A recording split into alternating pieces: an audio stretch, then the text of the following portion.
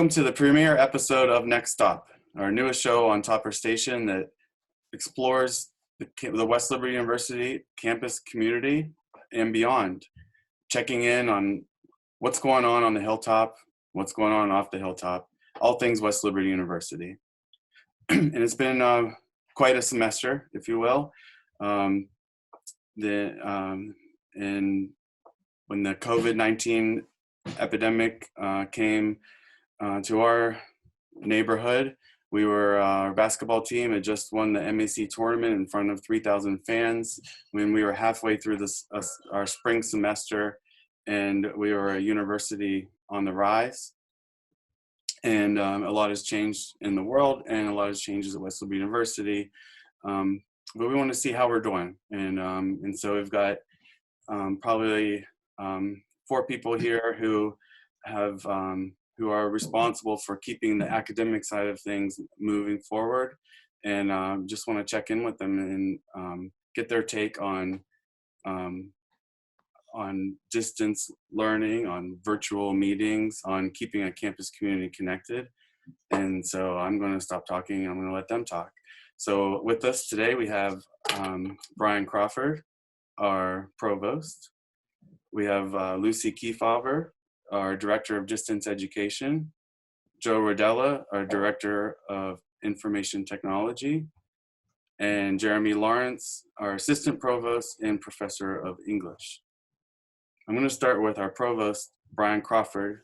Brian, if you could share with us on the academic side of things, pre-COVID-19, what is West Liberty University like in terms of delivering education? Yeah, in a normal semester, about half our students live on campus, half commute in or are online.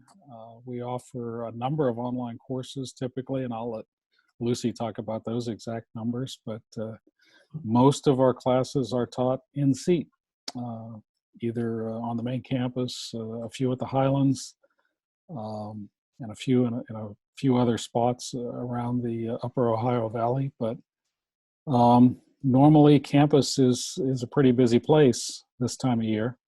And we were like that up until spring break.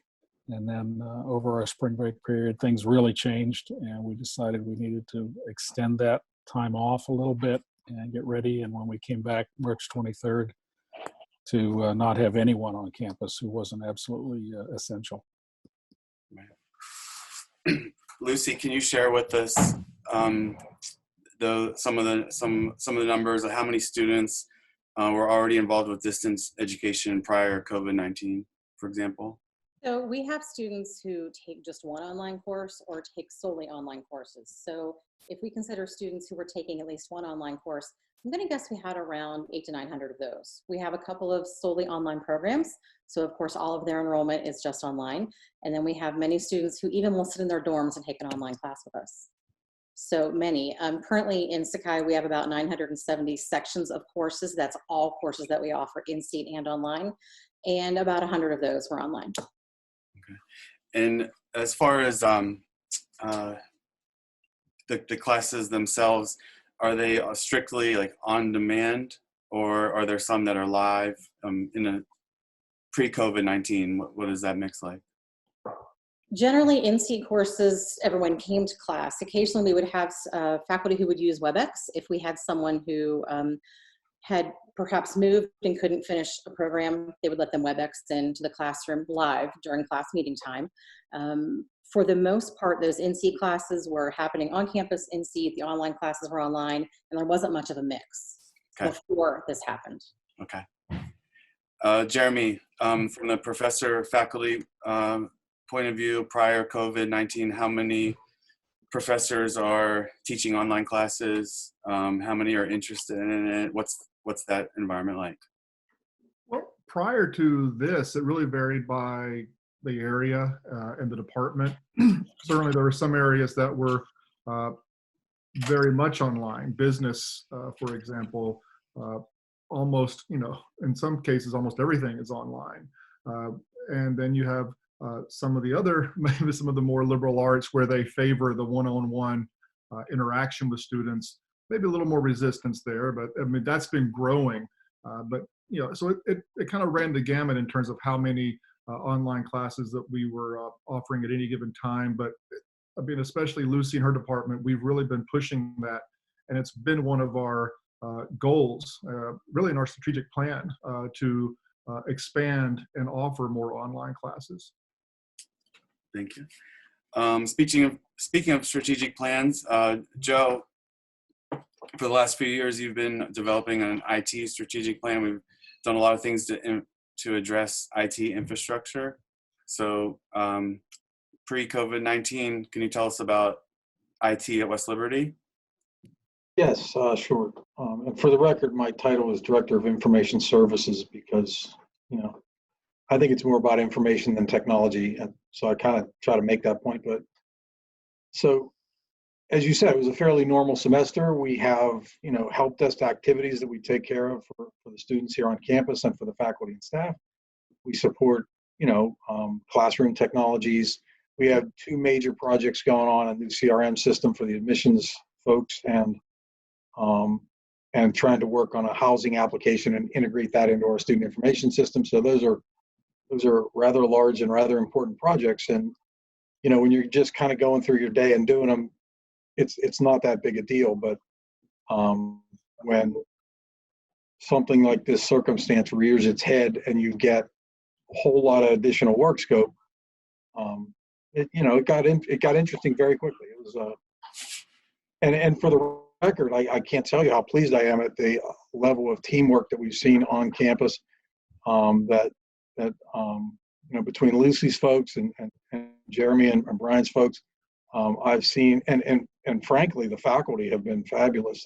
Remarkable job of just turning on a dime and learning something new and finding a way to get you educated. It's been gratifying to watch. It's Cool. Thank you. So Brian, you mentioned spring break. So coming back from spring break, where did we go? Like what happened? How did we get to where we are now? Yeah, it was during spring break, and I don't remember which day exactly. It became obvious that we were not going to be able to come back and have in-seat classes again, at least right away. So the decision was made. We're not going to do anything for the week of, I guess it was the 16th through the 20th of March. But then we'd start classes again on the 23rd, but they would be all distance, remote, online, whatever we could figure out. And we decided we were going to be as flexible as possible with the faculty and let them individually determine what would be best for their classes. And we knew that there were some faculty who had been teaching online for a while and they were going to be able to do some things right away. They knew what they would want to do. But there were quite a few others who had no experience teaching in any way other than by lecture in a classroom. And we also had concerns about things like labs and some of those courses where you wouldn't normally think you could do anything unless you were there in person. So my task in all of that early on was just to start to get folks talking to each other.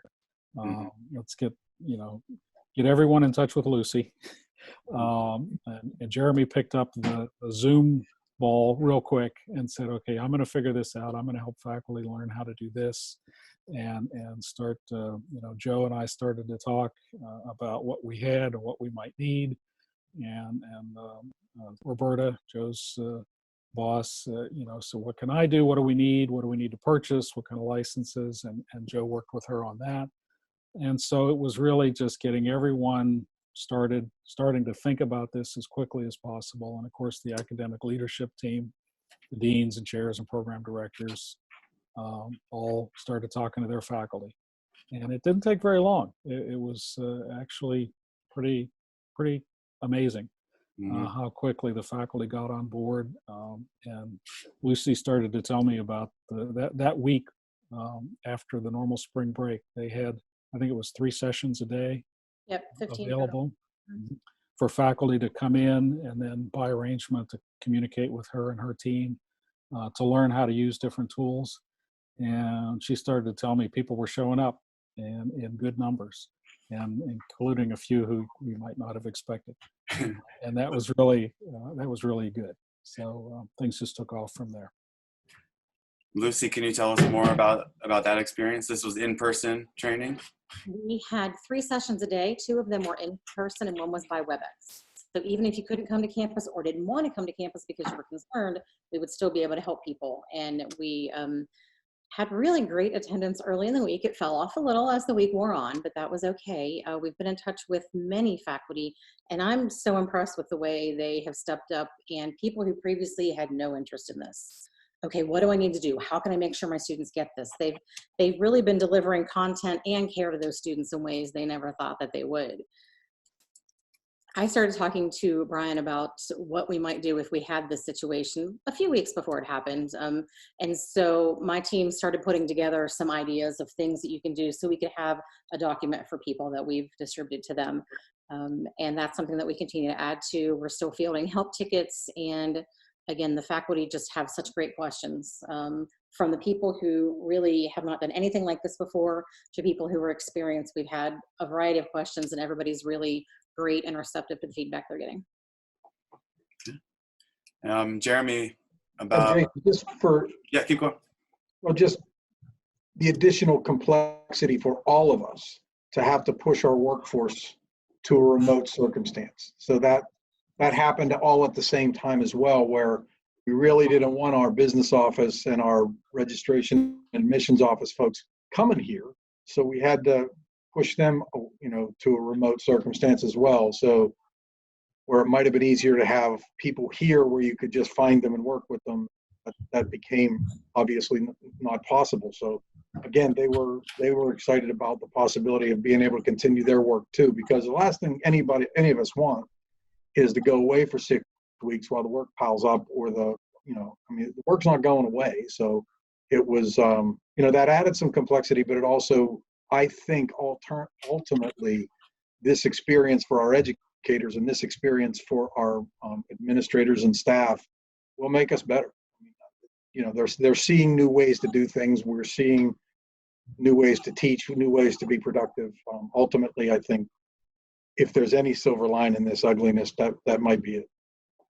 And I think that Joe and IT being so quick with Zoom licenses, we can do this. Do we need to do this? Yes. Has helped faculty and staff feel like they can still see people and talk to them.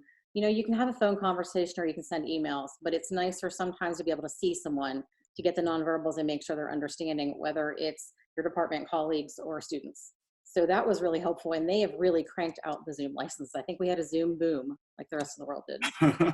And actually, we've over the last several weeks, we've gotten to see that room behind Lucy get furnished in steps. It's entertaining to watch the furniture come in. I'll let you guys know when it does.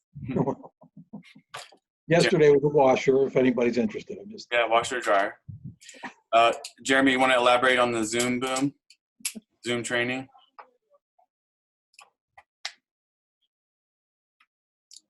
You're muted right now, Jeremy. I'm sorry. I should know this. So like Lucy said, right? You're the Zoom expert. I know. Like Lucy said, we had a lot of faculty who had never, taught online at all, much less using video conferencing software. So one of the first things that I had to explain to the faculty members, and it's one of those things you don't think about at first, is that I said, don't think about this as going to an online class. I said, we're not asking you to design an online class in a week. That's impossible. This takes a very long time to design. And so one of the things I pointed out is like, look, you have these tools, use them, and you're going to be able to use them in different ways than you would in an online class. For example, because we had scheduled class times, which is something you don't have in a regular traditional online class, we could do what's called synchronous learning. Or we could do synchronous online, where you can meet with your class at the time that you would have met any other day. It's like, for example, the class that I teach, it meets on Monday, Wednesday, Fridays at 11. So I knew my students were theoretically available at that time. And so I don't have them come in every day on that time, but we have 1 or 2 Zoom conferences a week at 11 o'clock. Now, for some teachers, that seems to be working really well. Some are finding that it's a really great way of interacting with their students, and for others, it's not. And so that's one of the main things that I think most of the teachers are trying to figure out is, what works and what doesn't. I know that sounds simple, right? But we're in, absolutely unprecedented territory here, right? This has never happened before in the history of higher education. And so on one hand, I told them, don't worry about messing up because the bar is way low, right? We don't expect anything. But by and large, again, like Joe said, I've been shocked at how well some of our faculty have adapted to this. I mean, I'm not being hyperbolic when I say we've had some of the people who've been doing great jobs.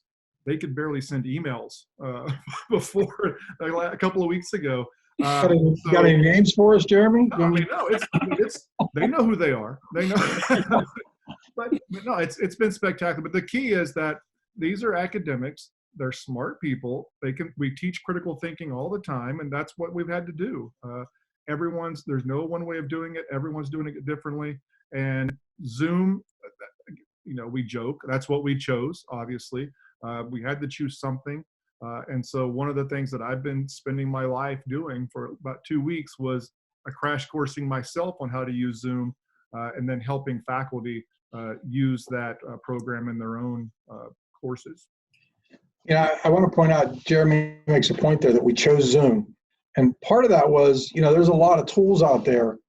And what we initially kind of had to get to was a singular platform from a support perspective. I don't think it's a big surprise that, there's no department around here with excess people. So adding this level of technology and training people on it, we couldn't do that with 2 or 3 or 4 platforms. So Zoom was the choice. And I got to tell you, Lucy did a fabulous job of indoctrinating people in her classes. And Jeremy, without really any prompting, just started to create training videos, which I think were fabulous. I mean, I can operate it, I can use it. I'm not an educator. You don't want me doing that. And it was very, very well done. Again, that teamwork thing just jumped right in there. It was very cool. So we talked about silver linings, and I want to get to that, but I want to go back to challenges, Brian, where you kind of touched on in the beginning. We seem to be doing really well. We stepped up to the plate, we rose to the occasion, but there are so many other elements that if this continues further for a longer term, what about things like clinicals, health sciences, those type of things? How are we thinking in that world? Yeah, those are challenges that continue. We have students in the PA program in nursing, dental hygiene. We have students who are supposed to be doing internships. We have student teachers. We have a lot of concerns that continue in those areas, and really we are at the mercy of the virus and what it may or may not do, and when things begin to reopen and when our students can get into those facilities that they need to be in, as well as accrediting bodies and what they will and will not permit for some of those programs. So it's an ongoing challenge. There are conversations that happen just about every day in those regards, and we just don't have any good answers yet for most of those. And you're in touch with, or you're actively engaged with the West Virginia higher ed community, right? You're on provost calls and the president's on president's calls, and these are discussions daily, right? They are. There's not a meeting that goes by that we're not talking about these concerns, and we're talking to one another among the schools to see, what's everyone else doing? What are your concerns? Pretty much everyone's in the same boat. But occasionally someone will come up with an idea for something that might be helpful, and we run with that when it happens. Lucy, are you hearing any energy around people coming out and talking post-COVID, like wanting to do more online design? I think that there will be faculty who are more receptive than they have been in the past. I received an email earlier about a faculty member who really was not that interested previously, but now wants to do the online teaching training, and we'll be happy to do that for him. We heard a lot of people say, well, this is really just making me learn something I should have learned anyway. So I think that it's been helpful in that they're definitely gaining more skills. And so even in their NC classes, they will have the choice to do some other online things, supplement what they're doing in class. So I think it's going to be on the rise. For the record, Jason, in terms of adoption, we today are at 182,000 minutes of this application's video. So, I mean, that, clearly people are engaged. Wow. Wow.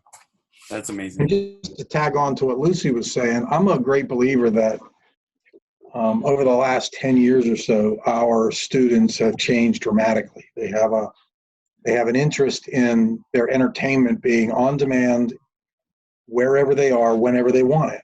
And there's going to be a component as time goes on to them wanting to be able to be educated somewhat in that fashion too. So I think it's really important for us to learn what these tools can do and how we can leverage them to make our student, I know this word's a bad word, but our student customers happy, because that's kind of the gig. Don't cringe, Brian. I didn't mean it. There's, I'll never say that in front of a faculty member. They don't want to hear that students are customers. Well, they have a component of that, and that we need to retain them. We want them to be happy with what the product that we're delivering. I mean, There is. I absolutely agree. So is there anyone jump in on this one? Is there a way that we're measuring the students' happiness right now? How are they getting along? that comes after survival, for the record. Okay? Yeah.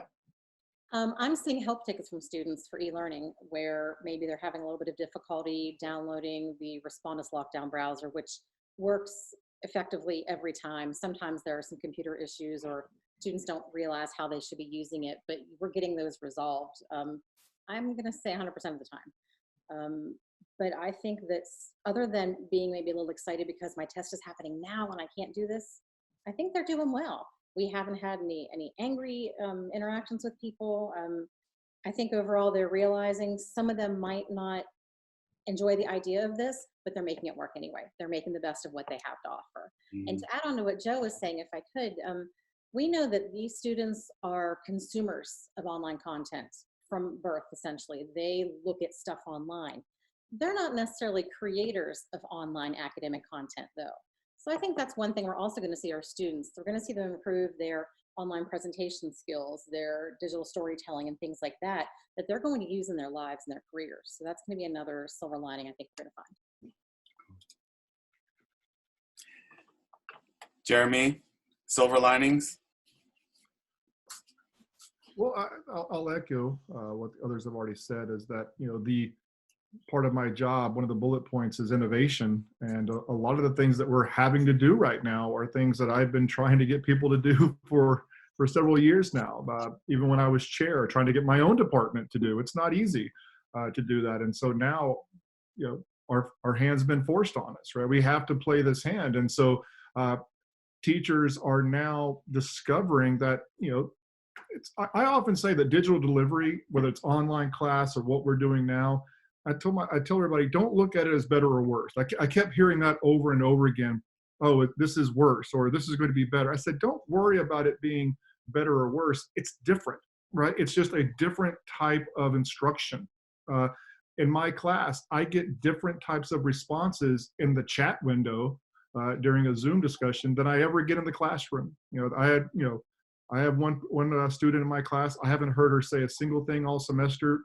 She is constantly talking it up in the chat room, answering questions. And so it's not a better or worse type of thing if you do it the right way and if you put the work into it, which is, again, what I cannot sing enough praises about our faculty. So I think that this is going to open people's eyes to ways that we can innovate without, again, worsening the class, because that's been a stigma, right? I mean, Lucy can speak to that. And so, yeah, I mean, the innovation side of me is a little excited about where this might go. Cool. Anybody else want to talk about silver linings? You know, there's a full circle nature with all of life, but it seems to happen a lot at West Liberty. And for those of you who don't know, we have an alum who we can thank for these tools to some extent. Her name is Elizabeth Feinler. She goes by the nickname of Jake. She's a 1958 grad of West Liberty University, a Wheeling, West Virginia native. And she was you know, we hear people joke about it, who invented the internet. Well, she was really on that team in the Stanford Research Institute. And she was on the team that was directly responsible for creating the what's it called, the .edu.com, that aspect of things. And so she was inducted into the Internet Hall of Fame in 2012. And I'm going to try to interview Was her. it Internet Hall of Fame? Oh yeah, it's in Palo Alto.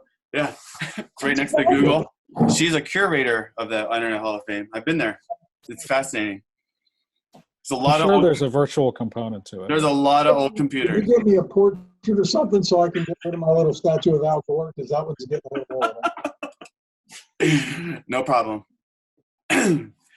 So what's I would like to wrap things up here by just asking another question and bring it down to a personal level. How was life for you during this event? How is working from home for you? And then how, you know, at a university workplace is so diverse in terms of job descriptions and job responsibilities, but I'm looking at 4 people here who probably got busier, I'm guessing, rather than at home, like some people who might be like, damn, I usually take people out to lunch and ask them for money. What am I supposed to do for my basement? Anybody want to address that? I don't know that I've gotten more or less busy, but my workflow has changed considerably. It's now all about Zoom meetings and conference calls and lots of emails. I think the number of emails I respond to in a day has probably doubled in the last couple of weeks. But other than that, I'm doing the same work. Yep. I think for me, in some ways it hasn't. I come to work every day because honestly, I think this is one of the safest places in the world right now. I mean, it's clean and there's no one here. So it's a good place to work. And in my business, and most of my staff is deployed remotely now, but sooner or later you have to push a button. So I kind of need someone here to push a button. And if that's me, that's fine. So I have some supplemental help that comes here. But in terms of the workload, yeah, it's absolutely dramatically increased. And it's kind of coupled with those major projects that I was talking about, which are kind of need to be done by May 1st. So there's some urgency around the things we needed to do. There's some urgency around the things we're doing, but you know, it's just work, you know. Mm-hmm. It is much like Brian. It's the same work. It's just maybe the level of intensity is cranked up a little bit. Yep. You know, for me, a lot of the technical side of my job, obviously I can do most of that from home, right? The paperwork, the emails, spreadsheets, what have you. But for me, at least in terms of how I see it, one of the things that I love to do, and also one of the things that makes going to work a little easier for me, is going to see people. I love to walk around, to get ideas, to talk, you know, rather than send an email or a phone call. I like to go to someone's office, and that's driving me crazy because I want to get out and see people, not just to see them, but that's how I work. That's how I get a lot of my ideas, and so I really miss that part of the job. Yes. For me and my team, definitely we've shifted some. We still are developing courses for fall, which we've had to adjust our timeline on that a little bit. We're still providing support to our online instructors and helping them with their courses, but now we're providing support to people who used to teach only in class and now are using some online tools. And so there's a lot of Sakai training, still delivering our promised professional development. So it has picked up. We have had to just do things a little more efficiently. We used to all just watch the ticketing system and take them as we could. And now we have a schedule for who's responsible. And if they need to assign a ticket out, then they do that. But for the most part, we are a little more structured in how we're working and in what times we're working on different things to still get it all done.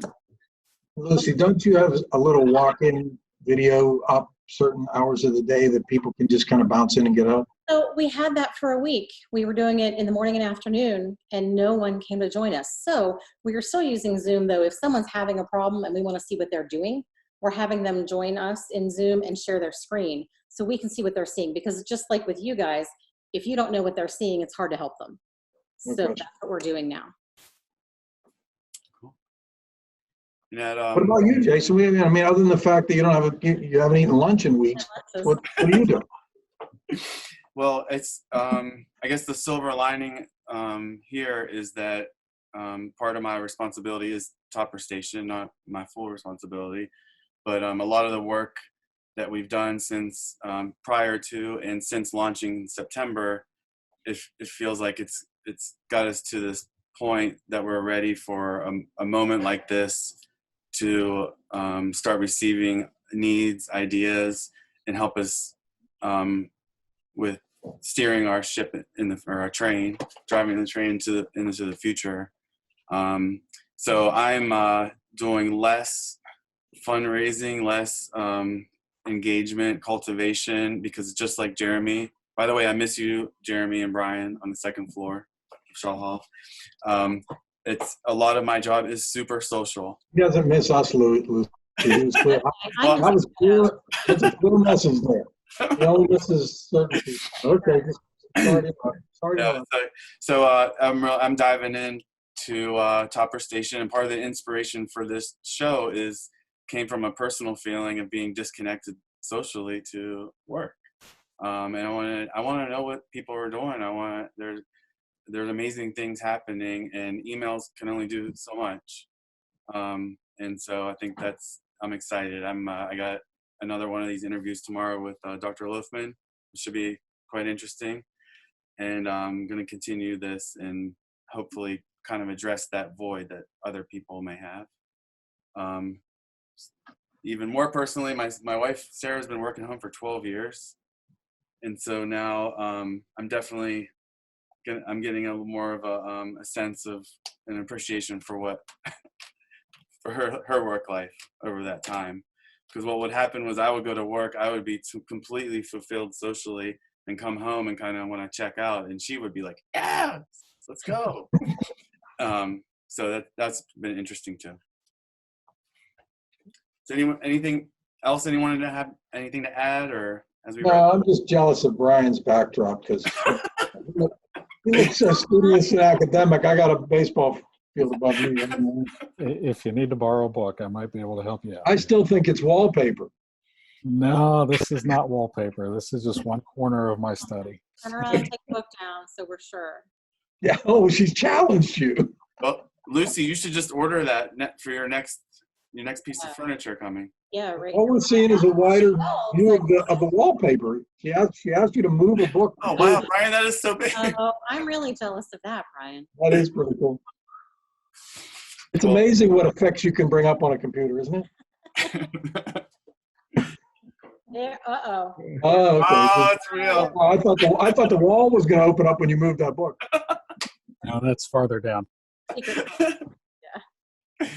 All right. Well, thank you all very much. And thanks for all you do for West Liberty. And I look forward to seeing you all in person pretty soon. Thanks. All right. Talk to you. Bye-bye.